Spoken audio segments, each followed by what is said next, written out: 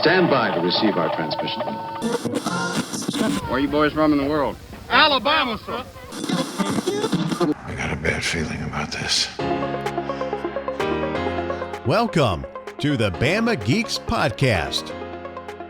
We are four friends diving into our favorite pop culture topics with a dash of Southern charm. We have the tools, we have talent. It's Miller time. Whoa, this is heavy. Pizza dude's got 30 seconds. Wait, what? Crazy? You didn't say I was crazy. You got the wrong guy. I'm the dude, man. You want something done, you've got to do it yourself. Be excellent to each other. Party on, dudes!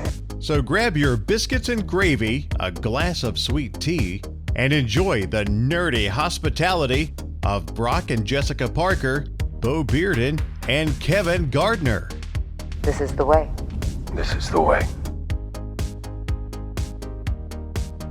And a happy Wednesday, or whenever you're listening to this. Welcome to Bama Geeks. We're excited to be with you. Thanks so much for downloading us. Thank you for your download.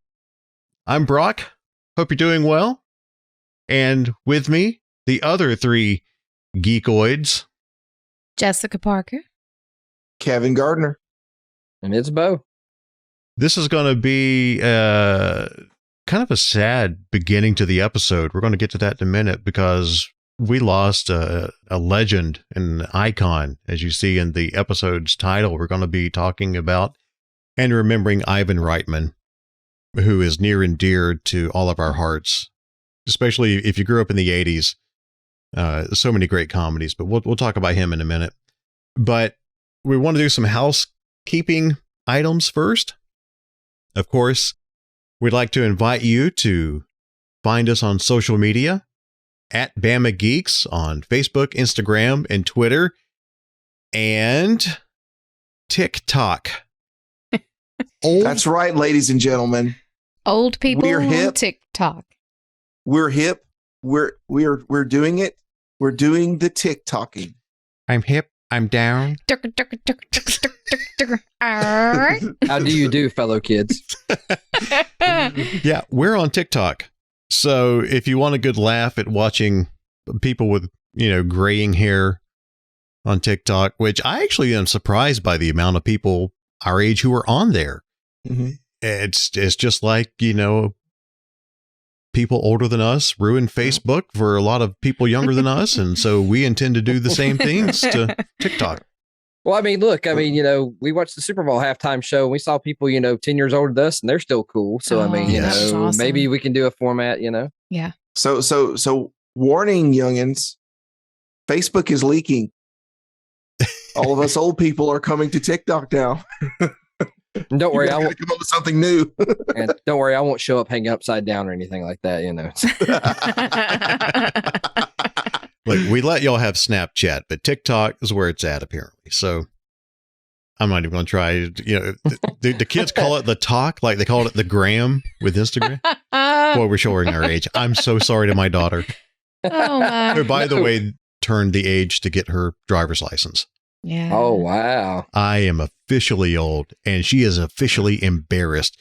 She saw the videos that I put up on TikTok, and she messaged me. She's like, "Dad, what are you doing?" And I went, "Sorry, babe. Gotta get the podcast out of there any way possible." If she's embarrassed, you're doing it right. Exactly. And the thing is, she's been on the podcast before, and everybody here knows her. She's got the same sense of humor that we all got. Mm-hmm. She got it honest. But she's a teenager. Yes. So it's embarrassing, Dad. Yes. Well, Dad isn't out there doing any dances yet, so. Not yet. And I won't. I'll leave that to Bo. Yeah, this entire segment, she is face palming this entire segment. I can tell you already. That's going to be like one of my punishments for my son if he ever messes up or anything. It's not, not going to be, grounding to be there, but if it's really want to drive home, embarrassment. Yeah. Exactly. And the beautiful thing is, if you can ever film them doing embarrassing things, that's just fodder for later. I'm so thankful that we grew up in the 80s and the early 90s where cameras were not common and not filming your every move. Yeah, if you wanted to, the camera came from the one your parents held in their hands that they videoed you at the band concerts and the choir concerts and all the family gatherings. So, it took a lot to put that tape in the VCR and watch it instead of just pulling your phone out now these days. My parents had the one that sat on your shoulder. Yeah. The actual full VHS tape. Yeah. Yep. And whenever you were a kid and you just went to a friend's house or you just went out and just hung out somewhere, your parents had no way to contact you to like track you down. It was just, they just had to trust that their kids were good enough to know to come home. That's right. Or they would have to go and actually physically find you. The street light, man. The street light. Exactly. And see, that's why we do so well being alone and being ignored in Generation X, because we took care of ourselves. Our parents were at work, and we had, we were called latchkey kids for a reason. We had keys to the house, and we went home or played with friends, and that's why we're fiercely independent. My mom usually had to narrow me down to about 2 or 3 houses in my neighborhood to know where I was at. So, See, and that was my problem growing up out in the country, 20 miles away from everybody. I was like, I can't go anywhere. I'll walk down the road. I was kind of in the middle where you were at. I wasn't out in the country, but I wasn't in the suburbs either. It was kind of, my friend, he lived probably 100 yards walk through the woods, and we had a trail we'd walk back and forth. That's how we hung out. Nice. Now, I'm not going to say there's not embarrassing videos of me as a teenager out there, because one of the things that we did when we got together was we broke out the video camera. We did music videos. We did, little sketches. We did little goofball stuff. Now, those VCR tapes, there's no really way of watching those anymore, and they've gotten passed around and probably recorded over, and who knows where they've ended up at. But I think Bo could actually help you with that. Let's say, if you ever decide that, I have my VCR sitting right beside me, hooked up to my Elgato that goes to my computer. So digitizing is not a problem. If I ever get my hands on some of them tapes again, it's on, man. I'm in the same boat, because as I've got older, I've calmed down a lot in my older age. But my teenage years, I did not care if you laughed at me. If I did something, it's probably super cringe now by today's standards, but I did goofy stuff. I didn't care. I was a band nerd. I was in Kevin and Brock will speak for you. I think everyone always talked about how weird the drummers were. I think the trombones were the weirder ones. Just my opinion. But I mean, we were goofy. That's why they set us in the back. Yeah. We were the fun section. We were the fun uncles of the band. Exactly. Well, the aspiring actress in me didn't miss an opportunity to perform whenever the camera came on. So yeah, she still doesn't miss an opportunity. I've got great videos of her dancing around the house. Hey, and speaking of video, as we continue to we're not off this subject yet. Oh, okay. You guys are talking about VHS tapes. Now, you guys can't see us, and I know what she's about to allude to, but right now in my hand is a cassette tape. Yeah. It's a Walkman. It's an updated version of the Walkman. Inside, and since you cannot see it right now, there it is, opening, tape coming out. I know that sound. Yep. Cassette tape. The sound of my childhood. Cassette tape. Right there, cassette tape. On this tape is one of my first air checks ever in radio. I was 17 years old. Oh, cool. The date on this is February 12th, 1994.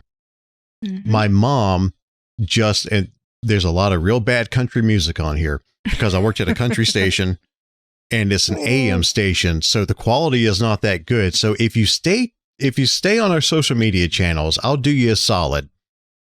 I will, and I've already got the file. I've already put this in the computer.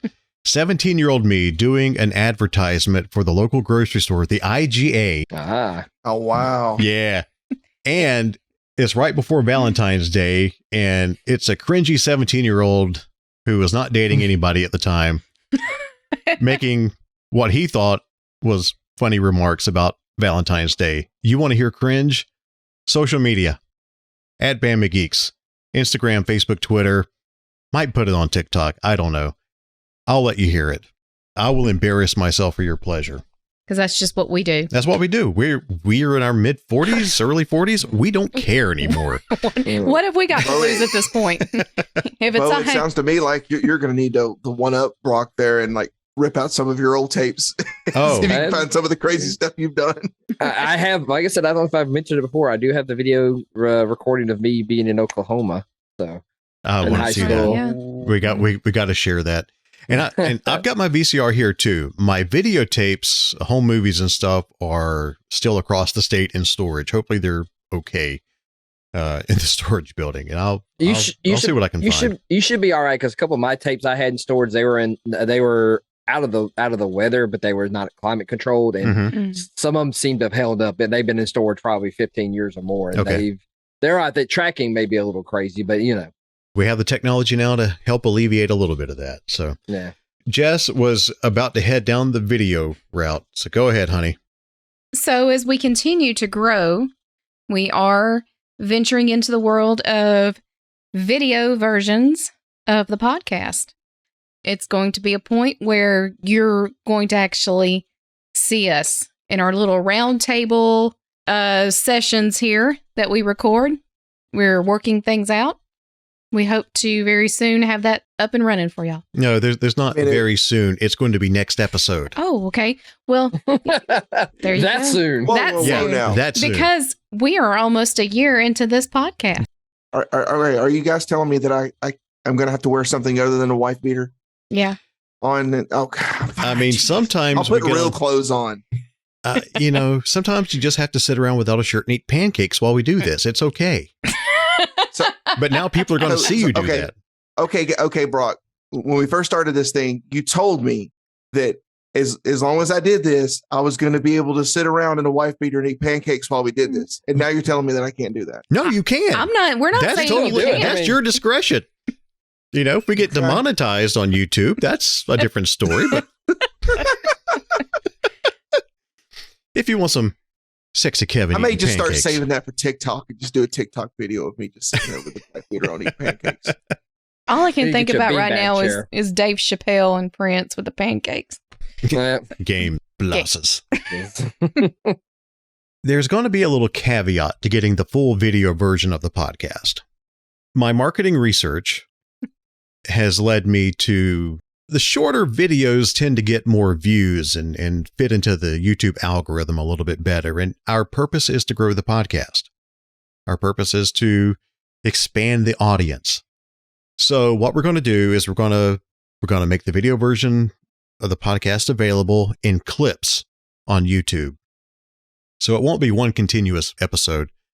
Like on there right now, we've got a static picture with the long version audio, and that doesn't do too well with YouTube's algorithms.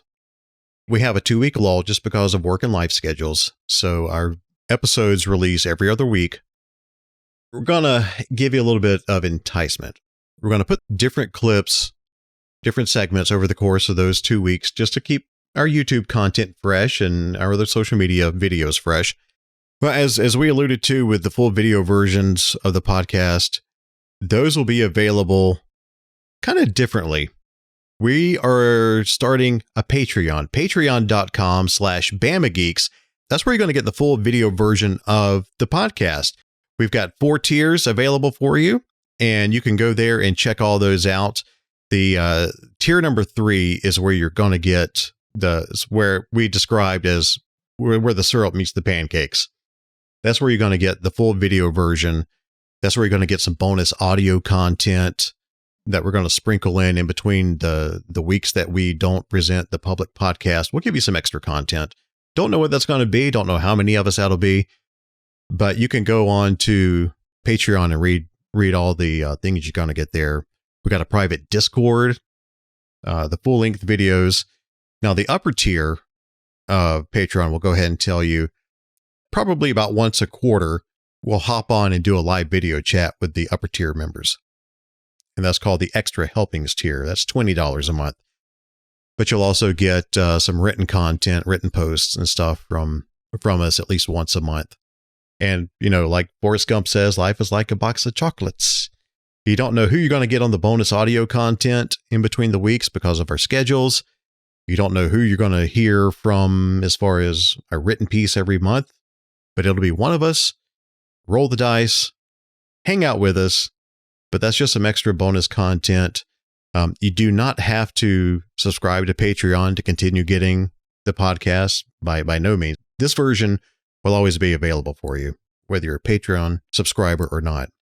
But, just to help cover the cost of some things associated with the podcast, we wanted to kind of grow that aspect of the community. And so if you want to help us out, if you enjoy what we're doing, we appreciate it. Mm-hmm. And we're going to give you, for the tiers 2 through 4, we'll give you a shout out on the episode. And we published this first in the Bama Geeks Front Porch, which is our online community on Facebook. We let everybody on the front porch know first about the Patreon. And so we've got our very first patron. We want to get a shout out to a very good friend of the podcast, Darnay Olson. Woo! Yay! Thank you so much. Thank you, sir. Yeah, Darnay is a great friend to the podcast. Yes. We appreciate him very much. And he's lonely in the Discord channel right now. So pop in. Hey. Go say hey. I just logged in and I popped in and I said I'm here. Okay. So he's not lonely anymore. Darnay, where are you? Kevin's waiting on you. Come chat. Patreon.com/Bama Geeks. We'll briefly mention it from here on out, just as a refresher. Hey, this is there for you. If you want some extra content from all of us, we'd love to give it to you. We'd love to interact with you. Mm-hmm. Go check out the tiers. And if you want to become a patron, we certainly appreciate it. And we'll try to give you the best bang for your buck that we can. Yeah, Brock's put that together very well with the description of the tiers, and starting from $1, like I said, all the way up to 20. So check it out. If you're so inclined, we do appreciate it, but not required. And we just want to make it clear, we're going to continue doing this. No yeah. Yeah. We just, with the whole Patreon thing, it's just a way to help support us and that way to offset any of the expenses that we have. And it's going to make it easier in the future for us to give you better, more complex and more awesome content. Mm-hmm. Mm-hmm. And we'll eventually do live streams on YouTube. Those will be there for good. If we do a live stream on YouTube, that'll be public. That'll be free content for you. But if you want the full video version of the podcast, that's where you find it. Otherwise, we'll be releasing clips of certain segments, not the entire thing, but just to give you something fresh during those 2 weeks that you don't hear from us too often, except on social media. Yeah. So, well, this was a rough week. Mm-hmm. We lost Ivan Reitman as of the time this hits your podcast feeds. It'll be about a week and a half. We lost him the day before the Super Bowl. And Ivan was incredibly influential to all of us. He touched, comedies and all in the 1980s and 90s and well beyond.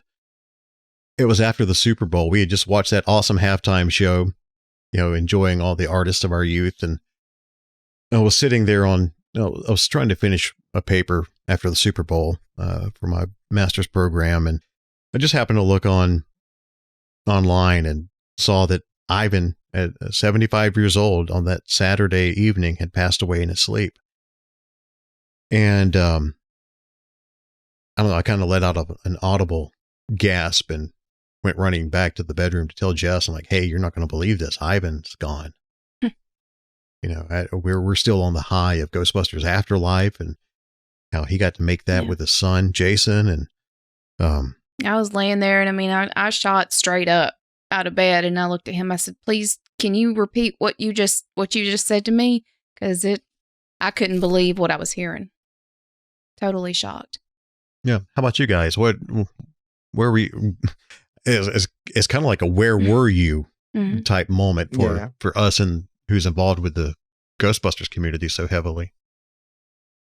For me, I had just finished up working that day, so I'd come home and I really hadn't got a chance to look because it all happened around the time of I got off work 7 that evening and got home, and it was probably an hour or two after everybody else found out. But that was it was kind of one of those things. I didn't at first.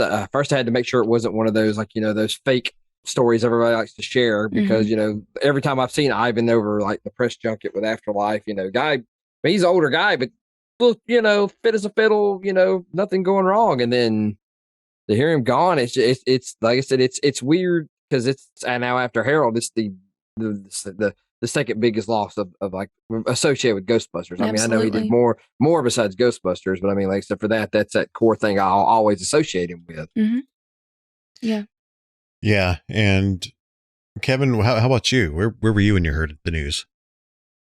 You know, I'm honestly don't remember what I was doing when I heard the news, but I do remember sitting down and then just like, it was basically the same reaction you had, Brock. It was just kind of like a, oh my God. And of course, you know, just with my mindset, I mean, I've made it fairly clear that, you know, if you took a poll of all four of us, I'm probably the least of the Ghostbusters fans here so far as actually getting into the fandom. I love the franchise, but, you know, Ivan Reitman touched way more, as Brock said, way more than just Ghostbusters. I mean, you know, he was over the longest Head and Shoulders commercial of all time, Evolution. The Ghostbusters, the third Ghostbusters movie we always thought we were getting. Yeah. I mean, he had such a storied legacy. And as you know, we were saying earlier, it was, you look at him, I mean, he's an older fellow, but it didn't look like it was going to be his time yet. Right. You know, like he was, you fully expect somebody like that with that sort of a legacy, kind of like Harold. You know, we all kind of expected him to be around a lot longer, you know, so it's when things like this happen, you know, it's always a huge shock. So I had the same reaction. And my first thought was, man, I bet my friends are upset big time about this. It wasn't even my reaction. It was really weird because it wasn't even like it hit me really hard immediately. It did afterwards, but it was more than like, man, I know Brock and Jessica and Bo are probably like really upset about this right now. Yeah. And then it hit me after that. So, you know, when it comes to celebrity deaths, I mean, we, for the most part, we don't personally know these people, but this one was a gut punch because not only did he touch so much, I mean, but before we get into why it was a really big gut punch for me personally, let's just look back really quickly at the things like he was a director, he was a producer. I mean, you had Stripes, you know, back in the early 80s, you know, this was the movie before Ghostbusters. Meatballs. Yeah, Meatballs. Yeah, Meatballs. He directed Ray Parker Jr.'s Ghostbusters music video. And of course, he was really big with Arnold Schwarzenegger and Danny DeVito with Twins. In fact, they were getting ready to film the sequel to that. They were going to film Triplets. That was going to happen this year. And well, he worked with Arnold 3 times with Twins, Kindergarten Cop, and Junior. Yeah. And Kindergarten Cop is such a classic. Yep. We watched that the other day. It wasn't that long ago we watched it. Yeah. And Arnold made a really good tribute to him too. So definitely if you get a chance, go check out the post he made regarding Ivan. The thing about Ivan is, to me, is, you know, everyone knows John Williams. John Williams, the composer. Anything that he has music in, you can feel it. You know his signature. It's like, that's John Williams. Yeah. Superman. You know you knew John Williams. Ivan also has that touch. Like whenever he has a formula that he sticks with, and it's in some professions that would be a bad thing, but he knew what made people laugh. He knew what made a good movie, and he stuck with it. That's the reason if you go and you look through his filmography and you look through like the stuff that we were mentioning, like Meatballs, Stripes, Ghostbusters, you know, Evolution, all the way up to now, you can feel his presence in it, like his formula, his setup. So, and there aren't a whole heck of a lot of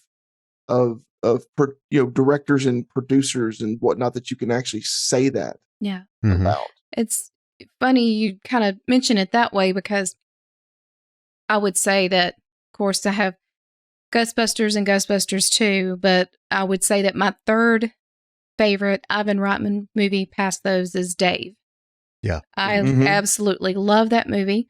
And I remember the first time that I saw it, I'd come into it just a little while after it started. I didn't see any, thing like opening credits or anything like that. But I started watching this movie and I was like, oh, I love this movie. I mean, it's something about it. It's endearing to me, and I love the story. And then when I found out, directed by Ivan Reitman, well, that just makes sense to me why enjoyed this movie so much. And I don't know, this may be the best way that I can describe the Ivan Reitman's way of comedy. It's like a warm blanket of comedy. Mm-hmm. It's very soothing. It's very comforting. Yeah, I agree. That's the best way I can describe it. It's a comforting feeling to me. Yeah, I agree. He was a producer on Animal House as well, which is a classic. Yeah. But just glancing through his filmography here, he was also a producer on Space Jam, which I know a lot of us loved the original Space Jam. He was also a producer on Private Parts, which was Howard Stern's movie about how he got into radio, which, me being an old radio guy, I'm not a fan of a lot of the content Howard did, but how he went about it and made his career has always been utterly fascinating to me. So, and Howard, this week on his radio show, you can find a clip on YouTube on his official channel where he talked about Ivan and how he went around trying to shop his version of Private Parts. But then his agent went and met up with Ivan and they got to talking, and I was like, well, why don't you try it this way? And then all of a sudden that movie turned into a mega success. Mm-hmm. And Ivan's hands were all over that movie. So he's had his hands on so much. And then just, with Jason being able to be side by side with him making Ghostbusters Afterlife. Yeah. It's kind of cathartic to me in a sense and I think back on that too, just that time, just in these last, 2 years of his life, and how it was spent with Jason involved in Afterlife and him being there with Jason. And I think back on, I always look forward to whether it was the videos we saw from, that came out of Fan Fest to all the other press junkets and interviews and the things that they did, the panel at New York Comic Con, anytime that Jason and Ivan were sitting together and they were talking about this movie, it would just well up emotions in me to see this father and son and this bond that they shared between them and the adoration that both of them had for each other and the respect that both of them had for each other for what they were putting together. My heart goes out to Jason and to Caroline and Catherine too, because, I know the void that is now a part of their lives, unfortunately, when you have a closeness with a parent like that and they finally pass away. There is this indescribable void that is a part of your life now. As sad as it is to talk about these things, it's the truth of it. And I said, my heart goes out to his family. I understand this pain. I know what this pain feels like. It was just sad to come off riding this high of Afterlife and the joy and the celebration that we were feeling as the community for this movie, for this to come about. It's just Yeah, and that leaves a lot of questions about, the future of Ghostbusters. Jason Reitman and Gil Kennan had just signed a pretty good deal with Sony, from what I understand. Ivan was of course, the head of Ghost Corps, which was Sony's branch for Ghostbusters and carrying on that brand. And don't know the deals that Jason and Gil had struck with Sony or whatever, but I would think now that Jason, along with, I would think Jason, if he's so inclined, now becomes the patriarch of Ghostbusters and Ghost Corps. I mean, in my opinion, it's only fitting to go from father to son, especially with the love letter that Jason gave us in Ghostbusters Afterlife. Yeah. And of course, Eric Reich, who was Ivan's right-hand man there at Sony for so long, Eric's, I certainly hope will have a massive part in Ghost Corps going forward because he knows the ins and outs. He was right beside Ivan for years. Yeah. I'm with you. I'm glad that the good thing about it is, which I'm glad this has happened after Afterlife got out there. So Ivan could see that this was what, see the effects of it. Because, there's sometimes, a legacy sequel or whatever doesn't do well, but Afterlife struck a chord, and everybody, and which I think it's great now, especially now given the content of Afterlife, even more now dealing with someone you've lost. You know, that goes on. I mean, they're still part of you, and I'm hoping that's what kind of like Jason does. Like, he was so reluctant for so long to do anything Ghostbuster wise, and now that he's done it, and now I think maybe, you know, I hope, like I said, I'm sure Sony's going to want another movie, which I hope he does. But if not, you know, and this is something, you know, he doesn't want, you know, just wants that one thing to be special with it, that's fine. Yeah. Either way, I mean, you know, everybody handles losing someone differently. I'd like to think that Ivan, if, you know, Ghostbusters obviously meant a lot to him. If anything, he passed on knowing that it was in good hands. Yeah. I mean, that's the thing is it's almost like he was like, this is my baby. I'm at peace now because I know my son has it and I know that he'll take care of it. So like you said, Bo, if he decides not to do anymore, then we've got Afterlife, and that's our 3 right there. That's our trilogy. We've got it now. Well, that's the thing about it is, like I said, even though, like I said, it is, you know, you can tell, you know, with some of the stuff Ivan had involved with, it's Jason's movie. If you've seen any other Jason's movies, watch Afterlife. It's like, you know, like we were talking about earlier, Ivan's movie, you can tell Ivan's movie. With Jason's movie, there's a lot of influence from Jason's other movies that you can tell. So, I mean, it's a good hodgepodge. It's something they work together. Yeah. And that's a cool thing. Jason has that now, you know, and do what's best for him and his family. Well, we asked on the Bama Geeks front porch inside our Facebook group, we asked our members in there if they had any words that they would like to pass on as well about Ivan. And one of our friends, Jack Hensley, I'll just read these verbatim, however these guys wrote them. But Jack Hensley, he said, much like the passing of Harold Ramis, losing Ivan Reitman leaves a huge hole in my heart. This man's work has helped define who I am. It's crazy when you actually research the amount of hit films that he either produced or directed. We all know about Ghostbusters, Meatballs, Stripes, Animal House, Twins, Kindergarten Cop, and Dave, but a lot of folks don't realize his involvement with other classics like Space Jam, Howard Stern's Private Parts, Old School, I Love You Man, and so many others. I thank God that he gave us Ivan. I will always regret that I never got to meet him, shake his hand, and thank him for sharing his work with all of us. The world will miss his genius. From one Ghostbuster to another, I'll see you on the other side. Rest peacefully. Very nice. So very nice words from Jack Hensley. And then one of our members inside Front Porch as well, Mondane Designs. Look him up on YouTube. We're actually going to have Mondane on an episode of the podcast very soon, but he also has some nice words. He said, long ago, I worked at Blockbuster and I ran through his entire catalog. This news is heartbreaking. I didn't know the man personally, but I will miss him. The joy his movies brought me was priceless, and I'm sad that we will not get to see another father-son collaboration. And I agree. That was magic with Jason. Complete magic. And then our final comment from our Facebook group, Brandon Bodine, who is the host of Radio Fear Macabre podcast. Definitely give that a listen for Brandon. Brandon actually came up with the Alabama Ghostbusters logo, did he not, Kev? Yes. Yeah. I think so. Yeah. Yeah. So Brandon said, growing up being a major movie lover and Ghostbusters being my favorite film, I'd spent a lot of years laughing at his work.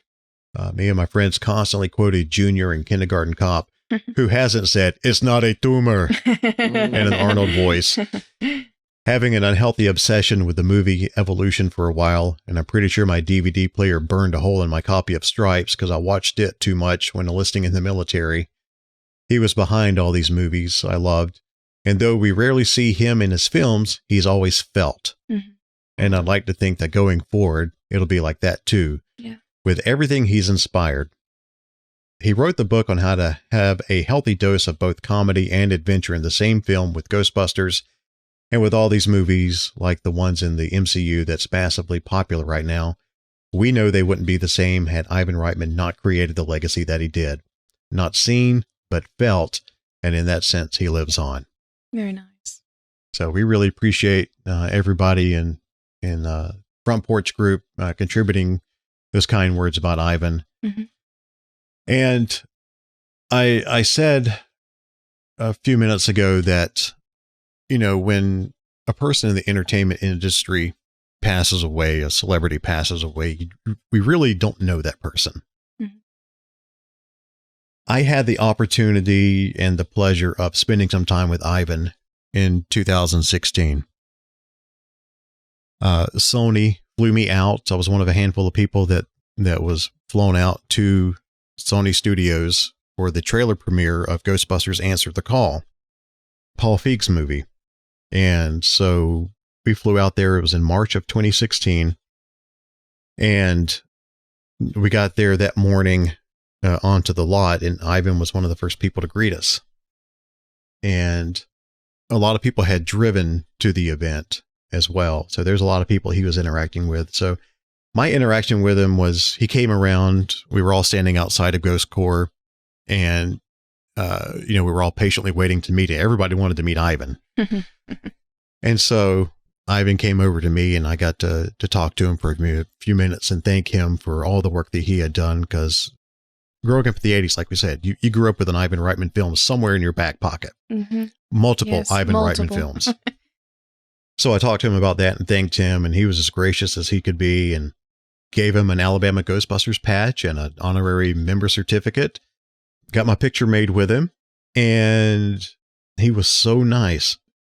After everybody got the chance to kind of hang out in the crowd and meet with him, he started calling everybody up. He stood on the top of the steps on the building that was across from the original Ecto and the Answer the Call Ecto, across from Ghost Corps.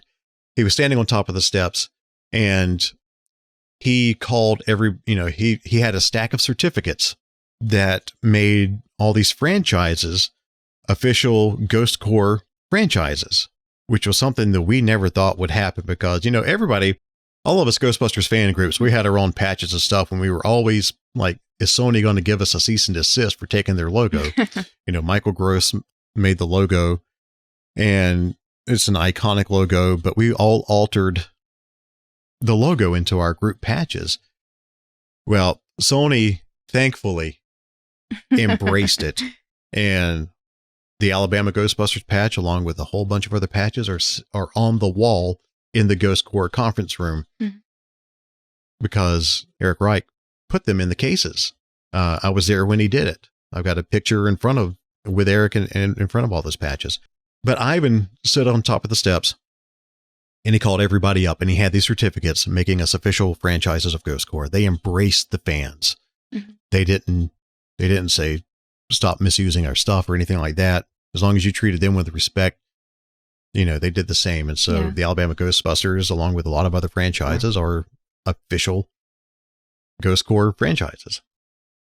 Now, do you guys remember, this is a bit of a stretch, but do you remember the year on the Alabama Ghostbusters website that I snuck in a April Fool's joke about us having a cease and desist? Yeah. I remember and that. that went viral all over the internet. Oh man.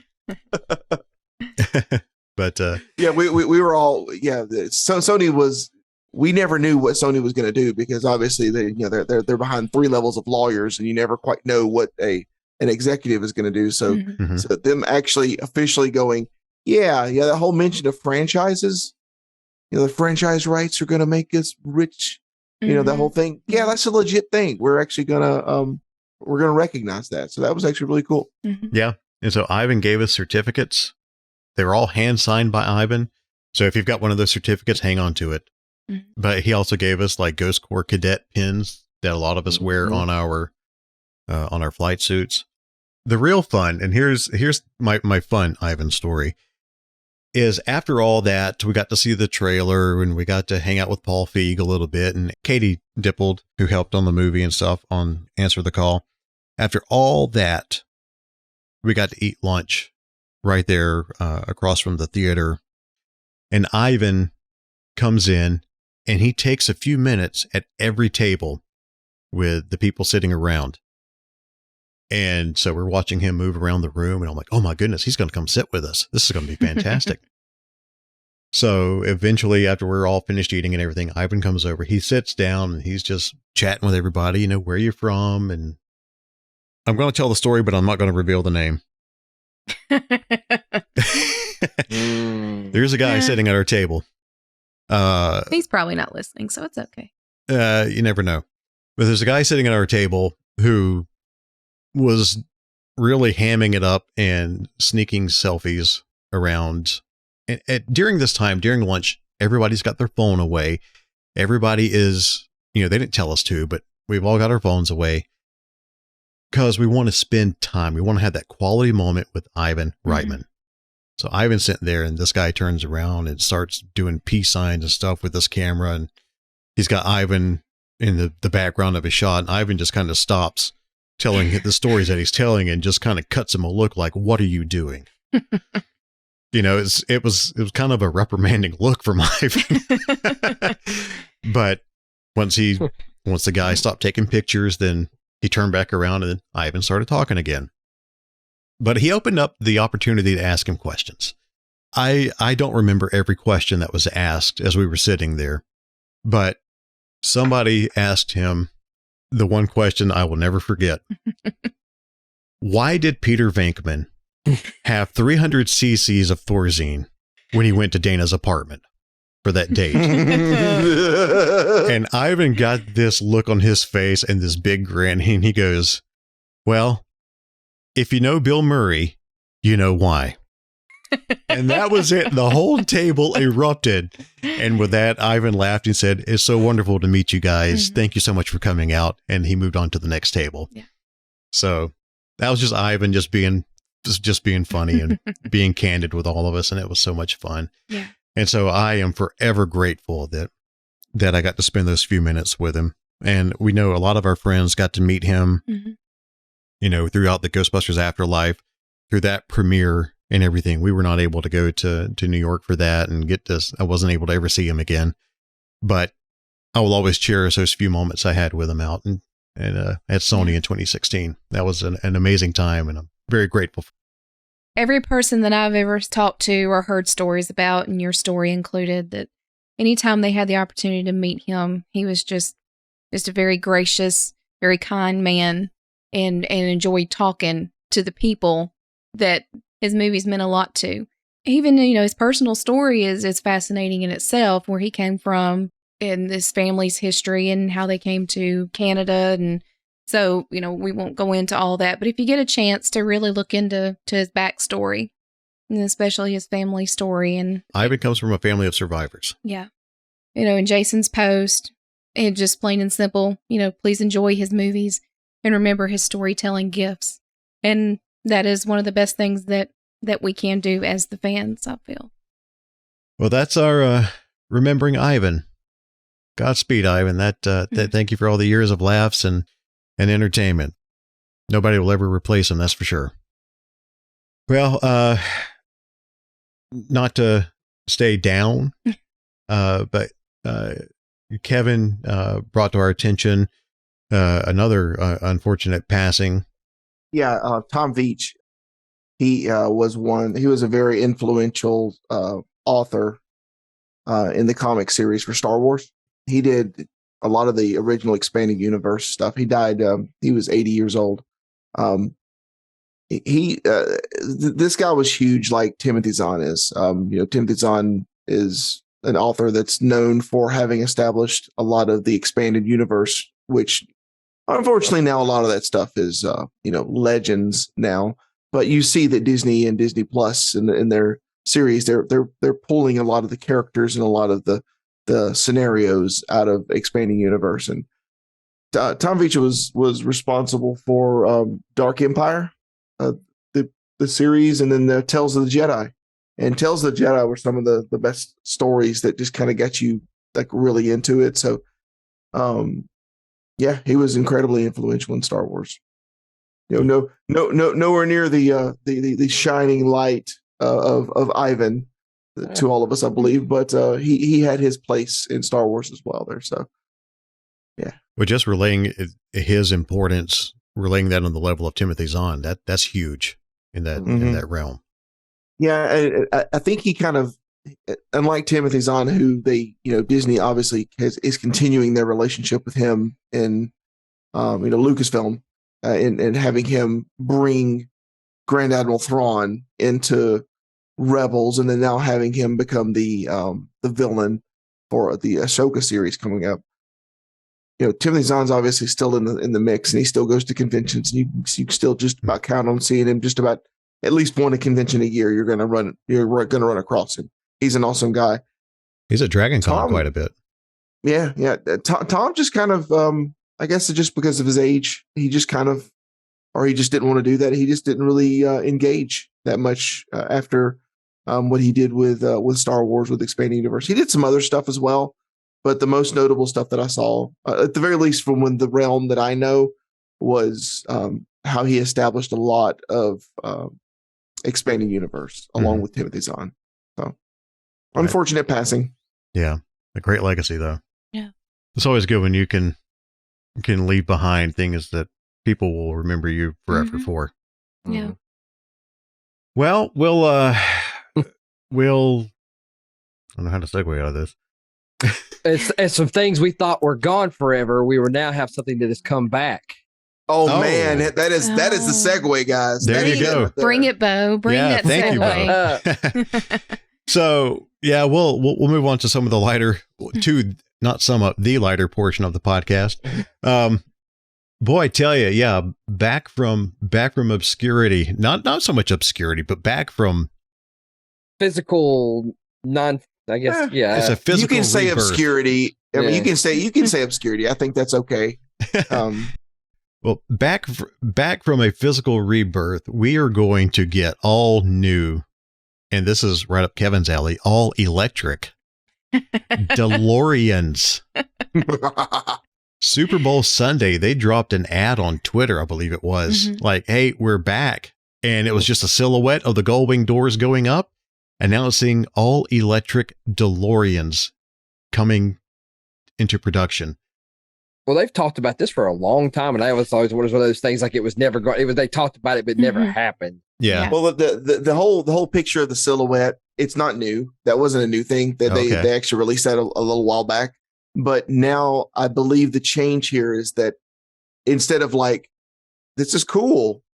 No, this is actually going to happen now. We actually have the plant. We're getting ready to open it. We've got the backers. We've got the technology, and obviously, so far as where cars are going in general, it's not just going to be a fashionable thing. This could potentially be a true production model car that people would buy, not just because they want to say that they own a DeLorean. They could actually buy this as like a legitimate, order it online and then go pick it up like you would a Tesla. So it's a huge deal. So they have been talking about this for quite a while of doing it, but this is more than anything, they're dropping this out there because it's going to be a reality now. Yeah, and you don't have to have Mr. Fusion to power it.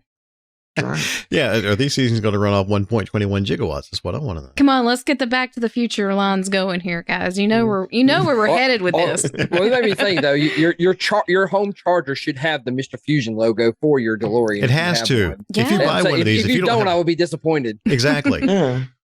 You've got to. Yeah, I mean, if they get about halfway through the process here, and they're like, "All right, we want to get people really hyped about this," they should go ahead and just release some standard chargers that are like Mr. Fusion that you could just install on your wall. That it's like a Mr. Fusion, and I'm sure they can work out the rights for that, and I think it would be fine.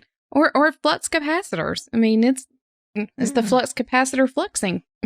And could you imagine when these things come out? I mean, you guys have. I mean, most everybody on here has been in my car, and you've seen just all of the Easter eggs that you've got, and you can do all the little things. Could you imagine what a DeLorean's going to have? Hopefully, a vial of plutonium.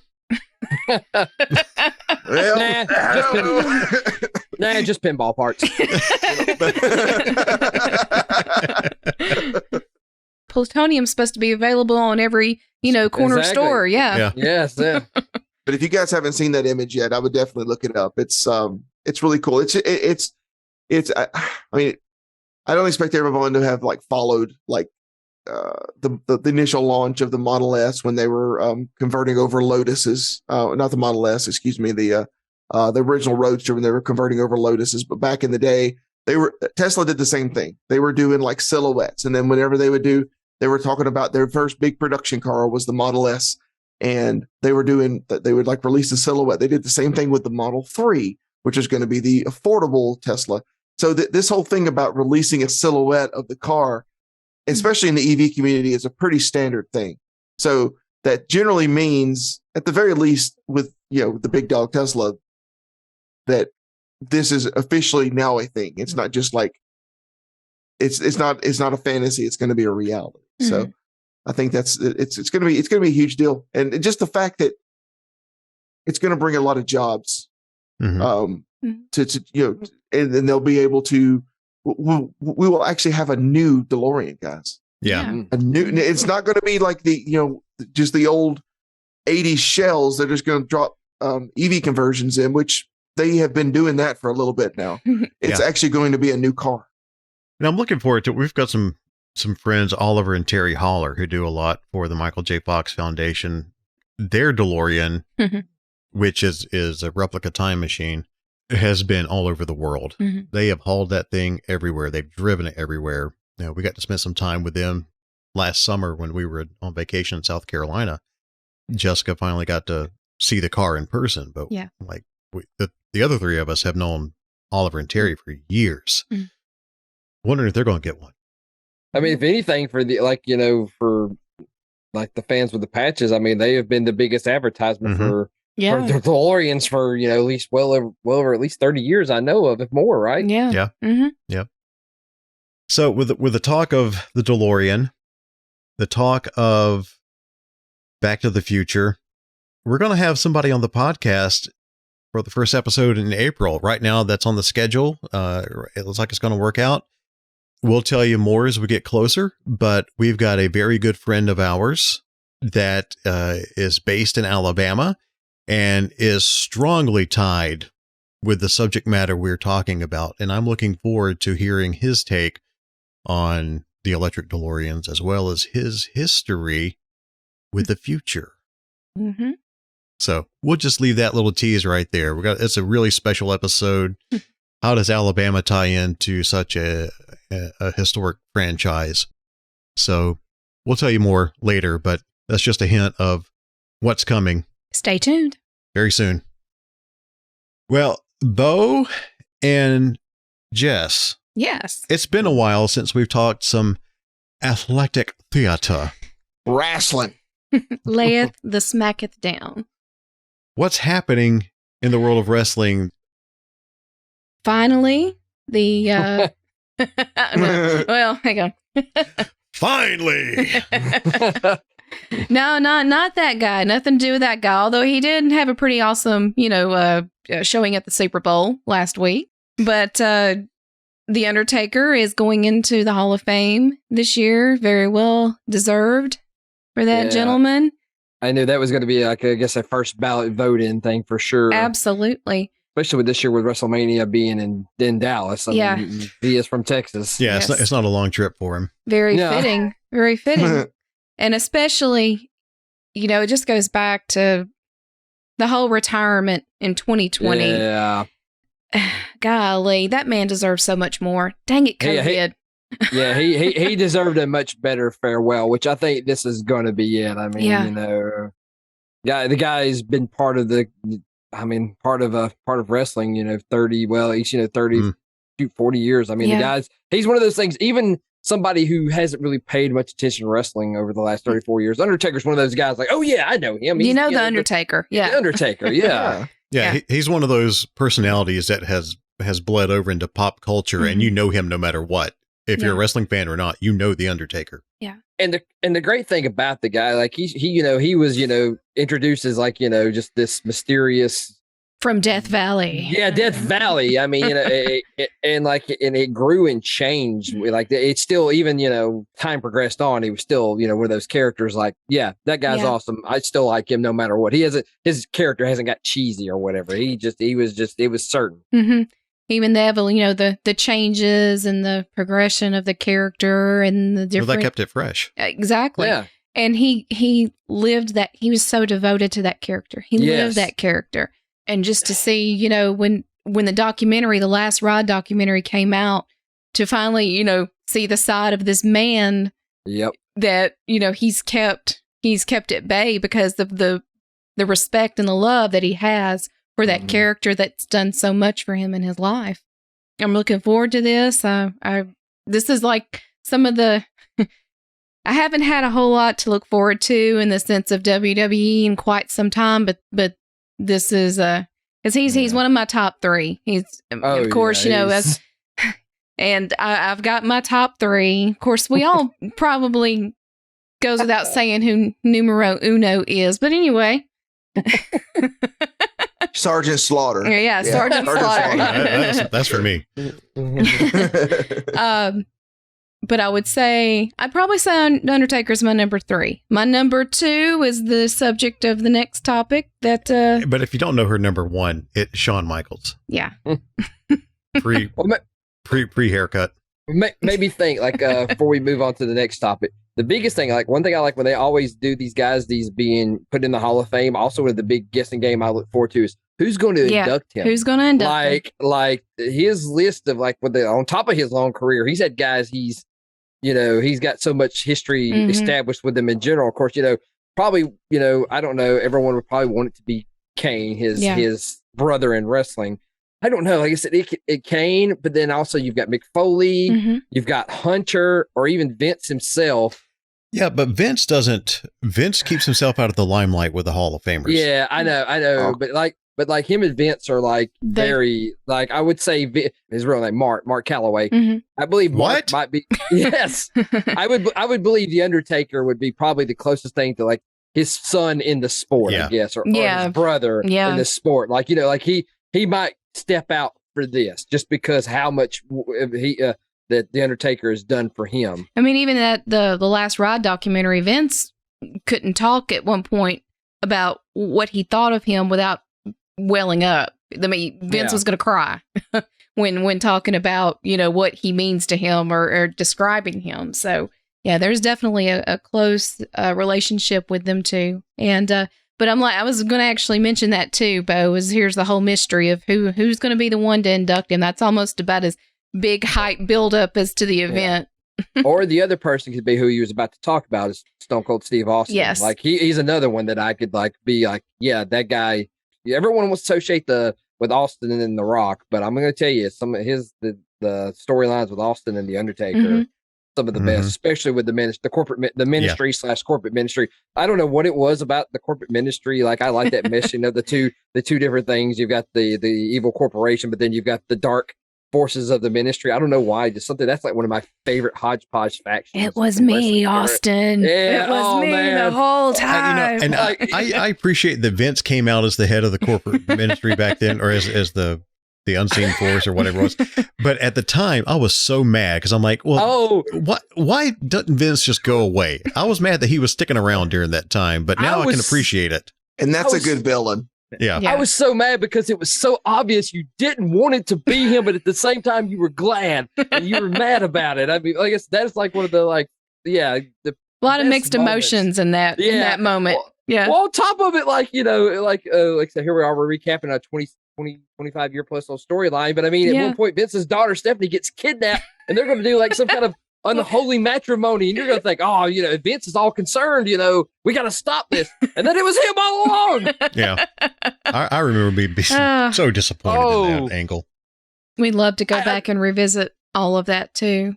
Oh, it's like I said, I don't know what the aesthetic was. Even it has one of my favorite mashup entrance themes, that corporate ministry theme of the no chance in hell and the dark. I don't know. I could go on about this. This is gonna be one of our extra Patreon episodes of wrestling stuff. And, hey, and guys, for everyone listening, Bo is very animated right now. He is super into. I think they can hear it in his voice too. I mean, we can see him, but I hope this is coming through.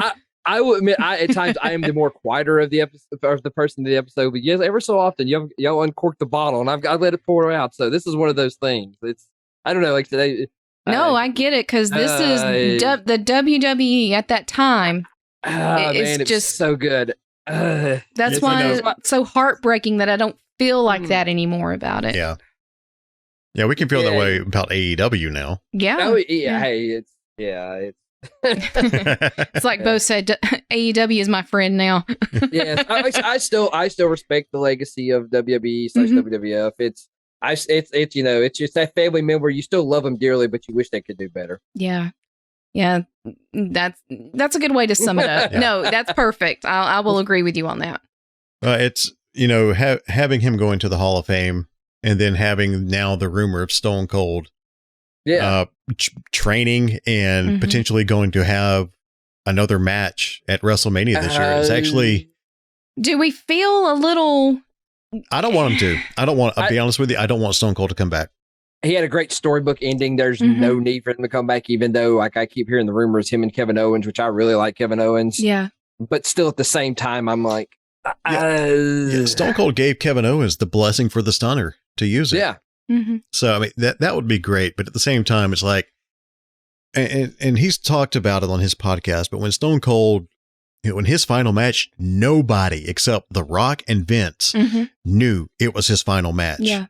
It was so good, though, because he tried, like I said, Rock tried so hard to beat him at WrestleMania, and that was their third match, WrestleMania, and then The Rock finally climbed the mountain and beat him. Yeah. Yeah. It was like I said, that's the cool thing about it. That's one thing about wrestling. It's still like one of the guys you could lose and you still come out a winner. And that's exactly how it worked. It was such a good storybook ending for him. Yeah. I told Brock, I was like, as much as I love Stone Cold Steve Austin, he is my number 2.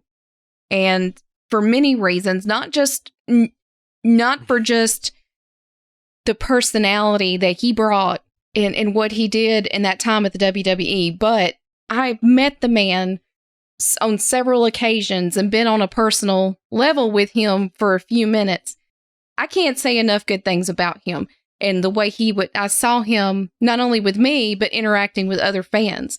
He was genuine. There's no fakeness to this man. He will sit there. We sat there. There's a picture. I'm so glad I have this picture that was taken of me and that was thought to be taken of me. Me and him just standing there talking to each other. And it was just like, rewatched the Hot Wings episode, or the First We Feast, the Hot Wings episode with him the other night. And, that was the same. He made the comment. He goes, I just love talking to people. And he really did. I told Brock, I was like, I just don't know how I feel about him coming back to wrestle at WrestleMania. I mean, I want to be excited about it, but at the same time, I feel like we don't really need to do this. I'm looking forward to all the promos and because the man can still cut a great promo, and like his character is still one of the best characters ever. The Tide cold call commercials that he's doing with Ice-T. Those are that's classic. Those are some great commercials. But yeah, that's what I said. There's such an endurance this endearing feeling that I have about him that I don't know if I should be more excited about this, but I'm kind of not. As much as I hate to say it, I'm not. Yeah. I don't want to see him come back and wrestle. Like I said, Bo, he had a great ending. I mean, like in the ring wise, and especially like if you watch his last few years of wrestling, you could definitely tell his body was it's beat up. I mean, the poor man he got tombstone on his head that messed him for a while. His poor knees were yeah. I mean, yeah, he was from, he was more towards the latter days of when, they were still very, we'll get out there, beat each other up, worry about the consequences later, and you definitely can see it in a lot of these guys now. And just go into those live events when he was a part of it.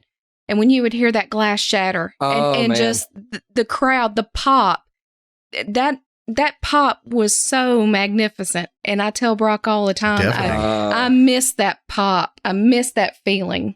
He has one of the best all time was when at the time they were battling with the ECW and WCW invading, and when he was supposedly been out forever, and his first time he showed up in months, and like if you find that clip, and like the inside of that arena sound like it exploded. Yeah, I mean it should. It would shake those arenas. I only got to see him in person once. That was at the 2002 Royal Rumble in Atlanta. But I remember when he came out, then Phillips Arena just exploded.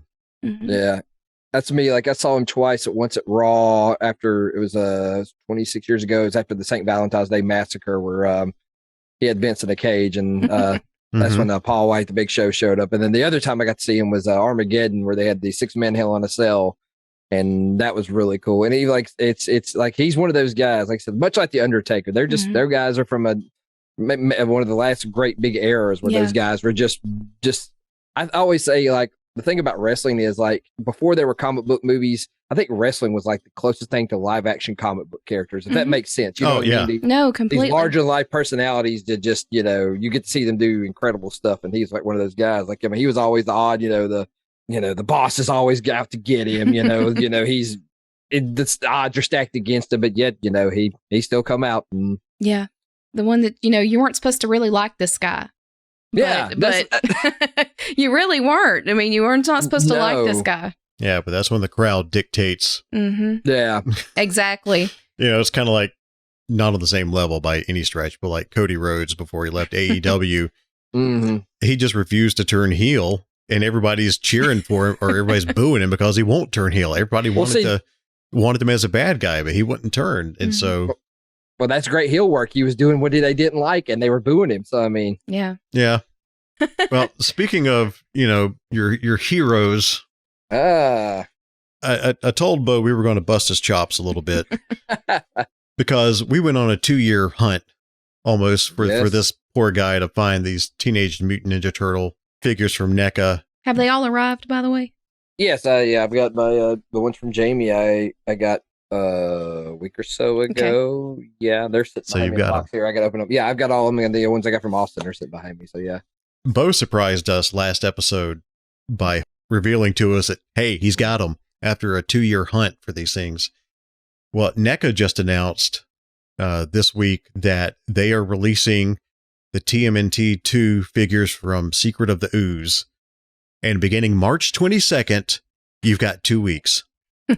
You have 2 weeks. There's no limit to the amount that they're going to produce as long as you pre-order them.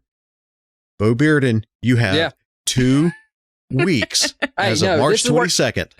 NECA Direct has been great. Like, I bought the Toka and Razor 2-pack, the Casey and Raph 2-pack through them. They've been excellent. Like, when I could buy it direct, it was just that evil, well, not really evil, just aggravating place that is Walmart. Well, you have no excuse. Yeah, no. I have no middleman. I have no wall between me and getting them. I love you, and I will do whatever toy hunt must be done to fulfill your desires.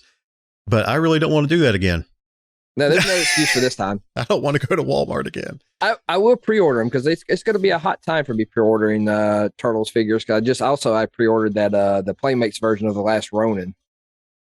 Have you seen that or not? Yeah, I have, and NECA's coming out with their version of it too. Yep, that was the other one. That's when I was really open. I've got to finish The Last Ronin. I have like the first 3 issues. I think there was 4 or 5. I know I got the first 3. I got to finish reading it. But I love that. That's the other thing. But yeah, these Secret of the Ooze sets, they're going to be had. And like I said, I bought the accessory pack for the 90s movie, which I got them through NECA. So that is no worry there. But the Secret of the Ooze extra pack, like I said, it's an instant buy for me, if anything, just for Raph with tape over his mouth, a little too Raph. I mean, that's one of my favorite lines in that movie, but that's just because I'm a Raphael guy. You know what you're going to have to add to this collection, right? You're going to have to go find a Vanilla Ice doll. Hey, I know they're out there. Go Ninja, go Ninja, go. Go Ninja, go Ninja. And I guarantee you, I would not be surprised if like some kind of Loot Crate gets a Vanilla Ice exclusive action figure. Oh, it wouldn't surprise me at all. It would be like Danny. Like Danny was one of them I wanted, but I didn't have to have. I wish they didn't do the Loot Crate, but I have who I need. I have got the 4 turtles, and I hope they do more Secret of the Ooze figures. I know the one turtle figure I wish they would do is Tatsu, but I think his family's real weird about the likeness. Right. Speaking of Loot Crate, I got the Spirit of Splinter through the Loot Crate pre-order, and which I could turn for a handsome profit right now. Yeah, but that thing is really sought after. But the problem is it was damaged in shipping. The box was, so it's a little bit folded in a couple of areas. I'm like, but still, the figure is so rare and hard to find. Yeah. I could probably still make something off of it, but I'm not getting rid of it. Sorry, y'all. Nah, I wouldn't. I'd hold on to that one for sure. Kevin, you going to get any Turtles figures? Because I know you're a big Turtles fan too. Honestly, I don't think so. I really enjoy their lines, but honestly, I don't collect much Teenage Mutant Ninja Turtle stuff. I tend to put the Teenage Mutant Ninja Turtle stuff on my body, pretty much in the form of tattoos. So yeah, that's kind of my homage to turtles. Yeah, hey, you've got Raph and who was the other Shredder? I've got Raph, Shredder, Bebop, Rocksteady, and Casey Jones. There you go. Okay. Yeah. Yep. Maybe I talked about it pre-show, but I have to bring it up. Our good friend Ryan Dole, he also showed me that NECA is also starting to do some figures based on the Teenage Mutant Ninja Turtle Adventure / Archie comic series. I know they got Ray Fillet, a couple of the other ones, but the ones me and him has been growing about forever. Of course, this goes back to our previous topic, wrestling. There was a episode where the turtles got took out into space and put into an intergalactic wrestling federation. If y'all guys don't know this, I will send this to you. But it's great. Like they have wrestling outfits, and they're not traditional wrestling outfits like you expect. Well, it's spandex, but like Raphael, he's basically think the black symbiote suit, but just no white. It's just a solid black outfit. I'm blanking right now. That's bad. I'm a big fan, but like I said, those are the figures me and him have talked about for years about. I want action figures of the wrestling turtles. Yeah. Bo, you'll have to share that on the Front Porch Facebook group. Yeah. So that you can share it. Let us all know about a little bit more about it. I'm really interested in that too. Yeah. I think I missed that. Yeah. He watched the NECA video or whatever. Like I said, I'm not gonna lie. I try to be informed on a lot of things, but on top of some of it, I miss it. But I'm so glad I have so many wonderful friends who are like, "Hey, you need to hear about this." So, but yeah, those will be must have, especially like Ghostbuster or Turtles and wrestling figures. So those will be definitely have my. Yeah, that's kind of like me with Mattel and the WWE, Masters of the Universe figures. I've got quite a few of those, like the Sergeant Slaughter and the Stone Cold Trap Jaw version, and Stephanie McMahon as Evil Lynn. I have the Macho Man y'all guys gave me for my birthday, which I love. That's the only one. Like I liked He-Man when I was younger, but as I've gotten older, I don't really care about collecting it. But that was Macho Man. I'm not of course, say Macho Man, of course. Well, Bo has his notice for those 2 weeks. He's ready to go. I think what I'll do is when I do order it, I'll post a picture of the order form to make sure I'll, just hide all the pertinent information. Yeah. Don't triangulate your position like Jess was trying to do with our Walmarts locally last episode. Which, by the way, I did find him some Little Debbie Nutty Bar ice cream. Yeah. Yep. And the verdict is it was good ice cream. Did not taste a whole lot like the Nutty Bars. It tasted like a weak peanut butter ice cream. Weak. It wasn't as good as the actual Nutty Bars, but it was good. It just didn't taste exactly like it. So recommend picking it up if you like, chocolate peanut butter ice cream, because it's got that hint, but it's not as strong as it wasn't mind blowing. Yeah. Gotcha. It was good. Yeah. It was tasty. Now we got to track down the Christmas tree, Christmas cakes. That's the real treasure, I'm willing to bet. Probably.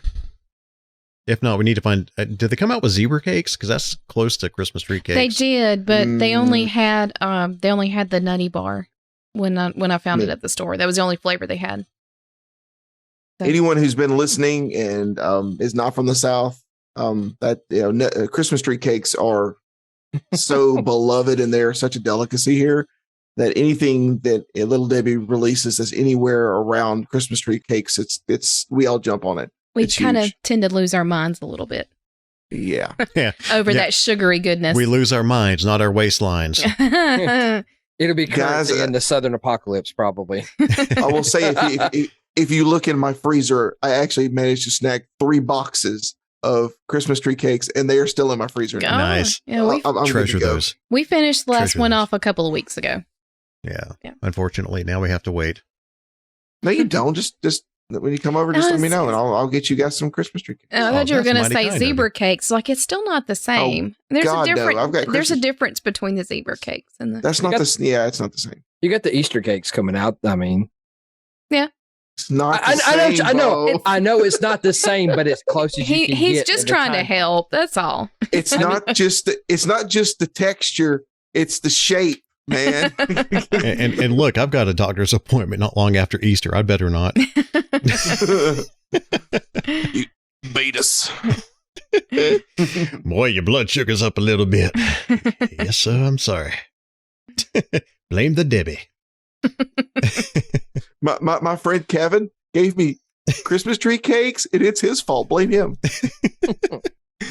Oh. Well, of course, it's been a couple of weeks since the end of the Book of Boba Fett. We've had time to stew over it. But there's another Disney Plus show we want to touch on before we get to the grand finale of the Book of Boba Fett. And a trailer was released this past week of a new movie that's coming to Disney Plus. It's almost it's a Roger Rabbit type version. In fact, Roger Rabbit's in the trailer for Rescue Rangers.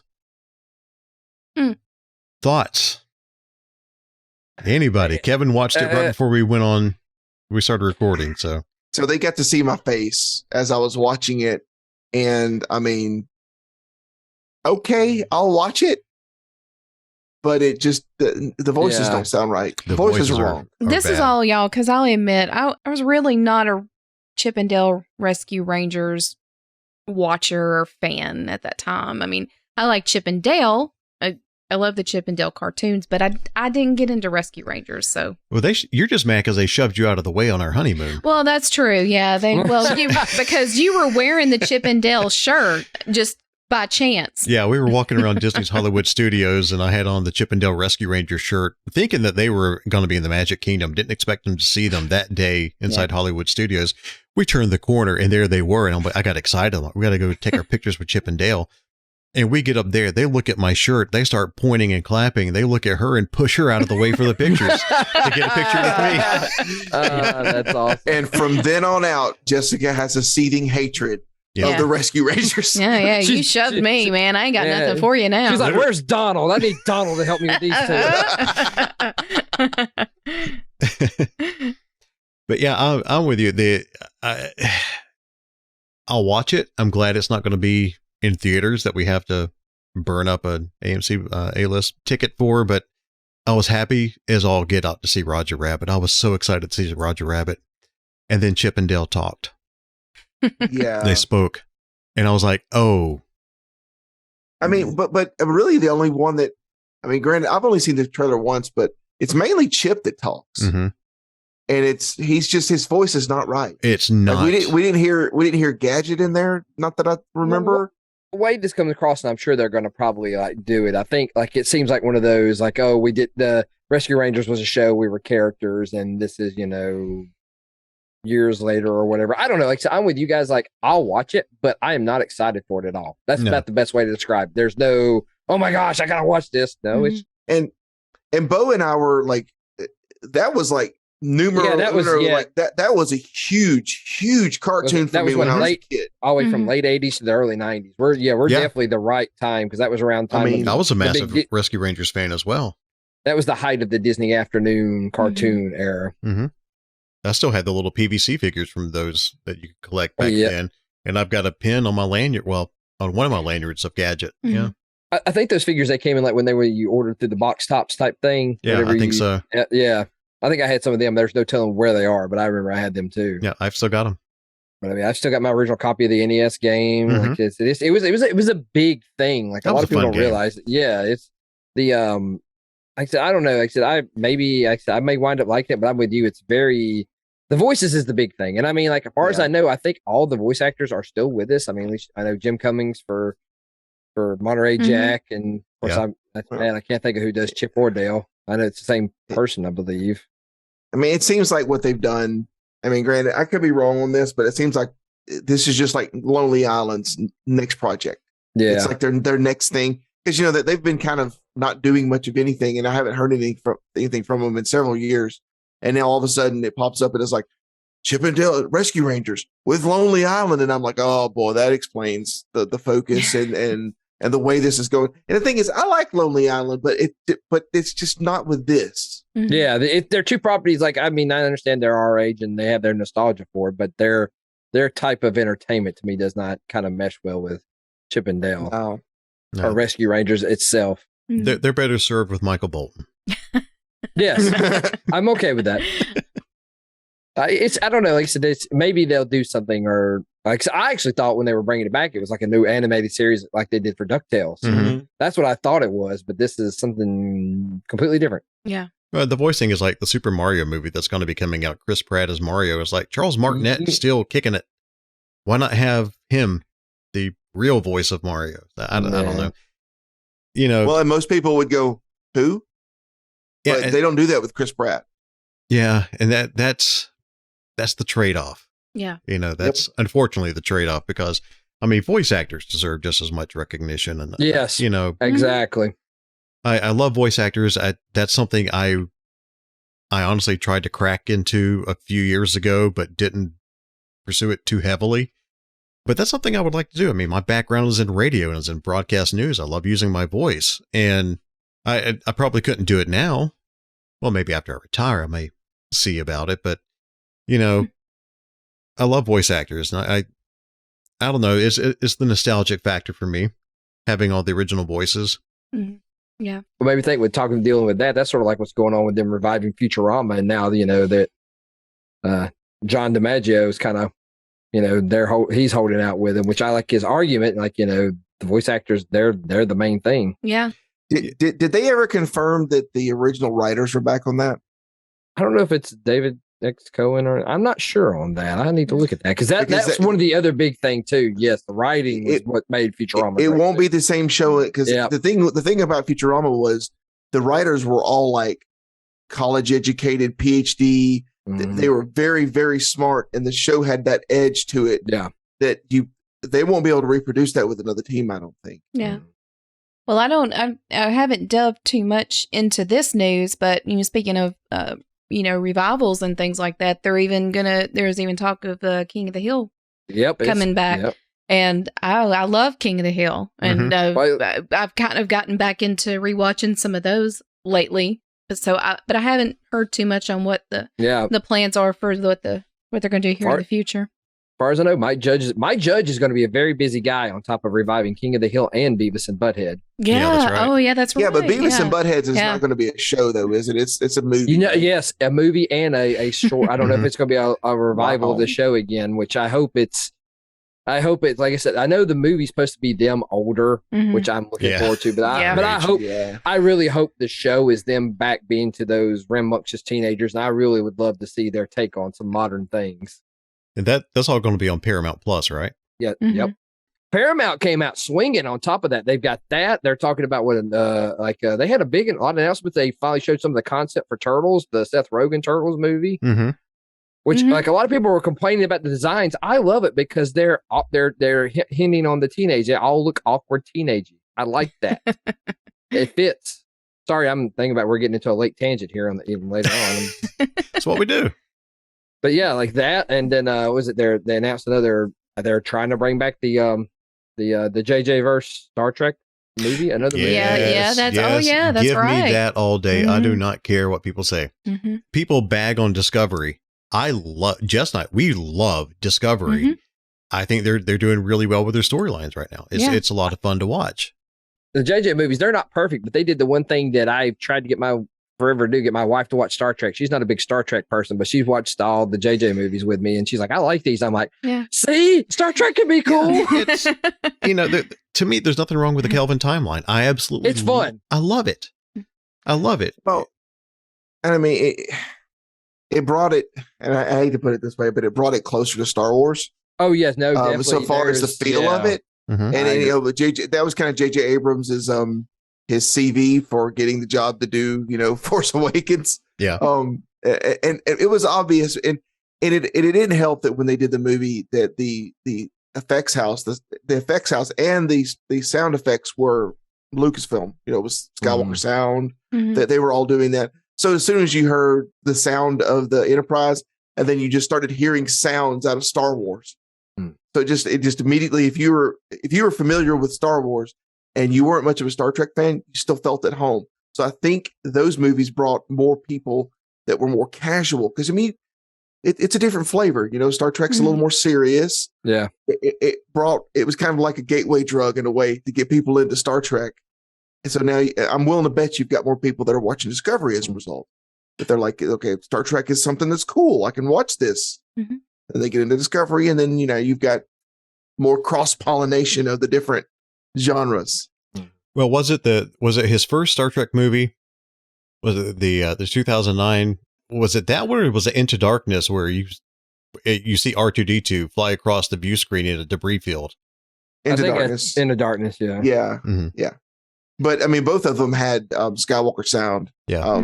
That did the sound. So as soon as you literally the second sound you hear in the movie, if I remember right, it was like something from the Skywalker sound archives. And I was like, oh, I didn't even know Skywalker sound was that they were the ones who did the sound. And as soon as I heard that, I was like, well, either Skywalker sound did this or they got the license for it, because this came from their, repository of sounds, their sound bank. Well, I'm looking forward to a fourth movie. I love that cast. Yeah, I mean, that's going to garner some clenching of teeth at me probably from a few people, but that's okay. I love all things Star Trek. Star Trek, outside of Batman, is my first love ever, and Star Trek is right there with it from birth. Mm-hmm. Brock, I'm sorry. Speaking of Batman, did you have you seen some of the shots that have leaked online of Keaton? Of Keaton's Batman? The King has returned. Oh my God. Y'all, I got the vapors. I got to lay down. Oh my gosh. Oh man. That's going to be phenomenal to see that again. Yeah. So like, is it he's turning up in both Flashpoint and Batgirl? Mm-hmm. That's like, I love it. Like, we're almost 30 years since he's shown up as Batman, and then now he's like, hey, what the heck? Let's get nuts. Let me just just a couple movies. Sure. Yeah. Why not? Well, I mean, now that he's warmed up doing comic book stuff again, haven't been on the Marvel side now too, so. Yeah. But now he's come home. Yeah. Oh my God. Like I said, Adam West might have been a majority of people already just first introduction, but they're just Keaton, man. That's just something about his Batman that'll be always great, which is so funny. Enduring, near and dear to the heart. Which like a lot of people are approaching, like the casual people who don't really know are looking towards, like with Pattinson becoming, Batman. Like I think people don't realize a lot of people were not excited about Keaton to be Batman, and he's become like one of my favorites. Yeah, what's this guy from Mr. Mom doing as Batman? Yeah. Yeah. and I'm kind of hoping that with Pattinson it'll be the same way. Yeah. Where it's like there are a lot of people who are not excited about him, but the thing is if you've seen anything that guy has done since Twilight, he's phenomenal. Yeah, actor. He's a good actor. He's amazing. Yep. Yeah. He has more than redeemed himself. I mean, depending on what you think. I didn't think Twilight was that incredibly bad, but I refuse to watch it was definitely teen cringy. Oh yeah, it's a product of its time, but I mean, yeah. But I mean, with the character, I mean, look, I will freely admit, I actually read the books. I read all the Twilight books. I did the audio to understand it. My wife was into it, so like that was one of those things. We were dating, early days of dating. So hey, you're something to share. Very, very similar story for me. Very similar story for me. Mm-hmm. So I read them because I wanted to understand the characters, and given that, he did a really good job with the character, because the character was as wooden as a ship. Yep. I will say this for the Twilight series, and Kevin, you'll back me up that you've watched them. Like the last movie, like they come through something completely out of left field that was not in the audiobook or the book you read. It was like, yes, yeah. You mean where they fixed the story? Yes, yes. Because me and my wife looked at it like, what? Yeah, what are we watching? Wait a minute. Which I'm not gonna lie, I remember seeing it for the first time, and I thought it was like, heck yeah, they fixed exactly. it. Because Stephanie Meyer is like Stephen King. She cannot write a good ending. They just neither one of them can do endings to books worth of crap, but they can write the content all day. It's just she got to the end of it, she was like, okay, I'm done. I don't know how to end this. I'm just gonna do it. Wow, we just took that. Rescue Rangers of Twilight. You know what, buddy? This is why you guys listen to us. Yeah, we started at Rescue. This is why you listen to our podcast, is because we could start out talking about obituaries, and now we're talking about Twilight. That's not even a full circle. That's just like that's grandma driving to church on Sunday. Look, Brock, even if you haven't watched it, you need to watch the Riff Tracks version of it. You will have a great time with the Riff Tracks versions of Twilight and their movies. I think they did all 4 of them. I will I will add it to my long list of stuff you guys have lined up for me. I know. Well, one series I don't have to fool with anymore, which is actually a crying shame because it ended so well as Jess grabs her Grogu. What kind of name is that? So yeah, Book of Boba Fett, the season finale happened a couple of weeks ago. Yeah, we're behind, and that's okay. And it's going to be, this is turning into a long tangent episode, which is fantastic because it's 2 weeks until you hear the next one. Hey, thanks for hanging in here with us. Yeah, unless you're a Patreon supporter.